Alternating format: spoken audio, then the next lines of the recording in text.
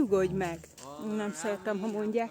Van, mikor akarok megnyugodni. Ne beszűkülten, hanem objektíven lássak dolgokat. Vajon Petőfinek hányszor mondhatták, hogy nyugodjon meg? És mi lett volna, hogyha megnyugszik? Szerintem azért kapjuk a feszültséghez az adrenalint, hogy legyen erő a változtatásra.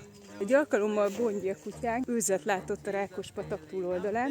Terelőkutya révén neki íramodott, átugratott a patakon, futott egy kört az őz után, majd visszajött és megtorpant a patakparton. Bátorítottuk és hívtuk, hogy ez az, Bondika, gyere, ugorjál! Nem volt már adrenalin, úgy látszik túlságosan megnyugodott, de azért a kedvünkére elrugaszkodott, aminek az lett a vége, hogy belepottyant a patakba, és csak vitte a hullám lefele Bondikát a Duna felé, mi meg csak a parton szaladtunk utána, hogy bundájánál fogva alig bírtuk kiemelni a patakból. A félelem, a fájdalom, az indulatok szerintem a jelzőrendszernek nagyon fontos része. Szerintem elég jól ismered magad ahhoz, hogy eldöntsd, hogy neked most megnyugodnod kell, vagy cselekedni.